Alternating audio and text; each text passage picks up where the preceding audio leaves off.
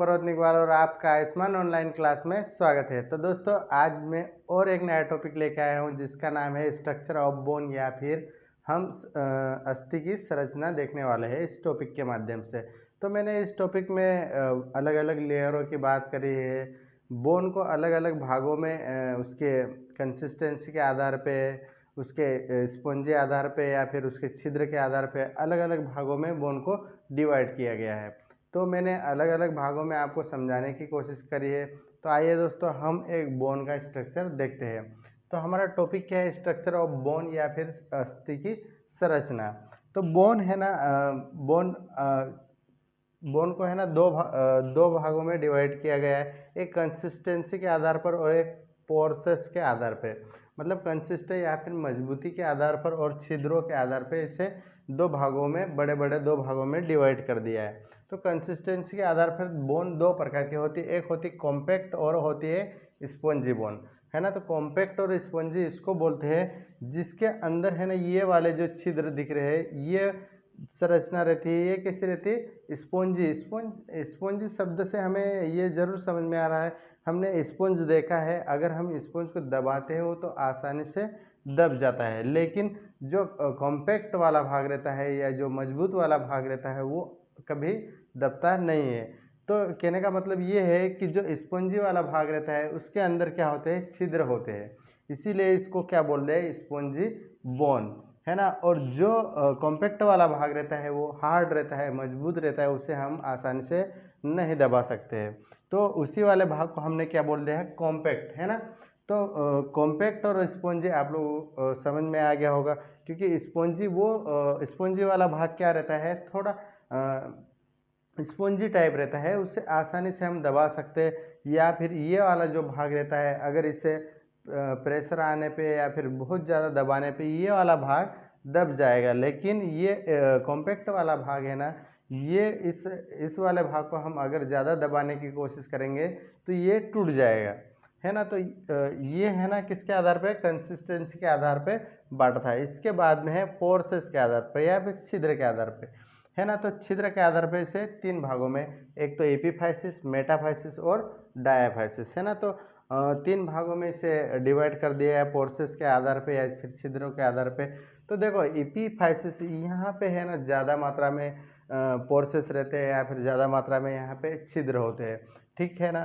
तो इसी वाले भाग में है ना रेड बोन मेरो का निर्माण होता है ना। रेड बोन मेरो का निर्माण होता है कहाँ पे? एपीफाइसिस वाले भाग में। यहाँ पे है ना रेड बोन मेरो का निर्माण होता है, क्योंकि यहीं से है ना रेड बोन मेरो क्या काम करता है? हमारे शरीर में ब्लड बनाने का काम करता है। तो एपीफाइसिस जो एंड वाला भाग रहता है, दोनों एंड वाले भाग है, यहाँ पे है ना एपीफाइसिस वाला भाग रहता है और इसमें पोर्स या फिर छिद्र थोड़े बड़े बड़े होते हैं, ठीक है ना। इसके बाद में है मेटाफाइसिस। तो मेटाफाइसिस वाला भाग है ना थोड़ा शॉर्ट होता है या फिर छोटा होता है, लेकिन ये वाला भाग है ना इसे है ना ग्रोथ प्लेट भी बोलते हैं। किस नाम से बोलते हैं इसे? ग्रोथ प्लेट के नाम से भी इसे जानते हैं। इसे ग्रोथ प्लेट इसलिए कहा गया है क्योंकि इसके जस्ट नीचे डायाफाइसिस और इसके ऊपर है एपीफाइसिस और बीच में होता है मेटाफाइसिस। तो यहाँ पे है ना बोन का जब ग्रोथ होती है बोन की, तो इसी वाले भाग से है ना बोन का ग्रोथ स्टार्ट होता है, इसीलिए इसे ग्रोथ प्लेट भी कहते हैं। ये है ना एपीफाइसिस के जस्ट नीचे और डायाफाइसिस के जस्ट ऊपर बीच वाला भाग रहता है, इसी को बोलते हैं मेटाफाइसिस। इसके बाद में है थर्ड वाला भाग जिसको बोलते हैं डायाफाइसिस, है ना। तो डायाफाइसिस का ये वाला जो जितना सॉफ्ट वाला भाग दिख रहा है, ये टोटल है ना डायाफाइसिस में आता है, ठीक है ना। तो पोर्सेस के आधार पे है ना तीन भागों में डिवाइड किया गया है। तो डायाफाइसिस वाले भाग में एक कैविटी प्रेजेंट रहती है जिसे बोलते हैं मेडुलरी कैविटी। इसी मेडुलरी कैविटी के अंदर येलो बोन मेरो रहता है ना। ये वाली जो कैविटी दिख रही है, इसी कैविटी के अंदर क्या रहता है? येलो बोन मेरो, है ना। इसके अंदर क्या रहता है? Yellow bone marrow. और जो स्पंजी वाला भाग रहता है या फिर एपीफाइसिस वाला भाग रहता है, उसी के अंदर कैसा रहता है? Red bone marrow. Yellow bone marrow का काम क्या रहता है? न्यूट्रिशन प्रोवाइड करना, बोन को मेंटेनेंस रखना, साथ साथ में है ना जितने भी मिनरल्स होते हैं उसका डिपोजिशन करवाना, और जो हमारे लिए एनर्जी के लिए जितने भी एनर्जी तत्व रहते हैं उन्हें भी डिपोजिशन करवाने का काम करते हैं, है ना। तो जो डायफाइसिस वाला भाग रहता है उसी के अंदर क्या है, कैविटी प्रेजेंट रहती है, जिसे क्या बोलते हैं, मेडुलरी कैविटी। इसके बाद में इसकी लेयर या फिर इसकी सरफेस की बात करें तो इसकी सरफेस है ना, बोन की दो सरफेस होती है, एक बाहर रहती है और एक अंदर रहती है। अंदर कौन सी, जो मेडुलर कैविटी बना रही है वो वाली सरफेस, और जो बोन को कवर करके रखती है एक वो सरफेस। तो जो बाहर की सरफेस रहती है उसे बोलते हैं पेरिओस्टियम, और जो अंदर वाली सरफेस रहती है उसे बोलते हैं एंडोस्टियम। नाम से पेरी शब्द हम पेरीफेरल के लिए यूज़ करते हैं, या फिर ऊपर की बात, ऊपर जो भी लेयर रहती है हम उसके लिए यूज़ करते हैं, और एंडो शब्द हम उसके लिए अंदर की या फिर जितने भी अंदर की संरचना होती है हम उसके लिए एंडो शब्द यूज़ करते हैं। तो हमें नाम से ही समझ में आता है पेरी का मतलब क्या होता है, पेरीफेरल, या फिर बाहर की जितनी भी संरचनाएं होती है उसे हम क्या बोलते हैं, पेरी, है ना।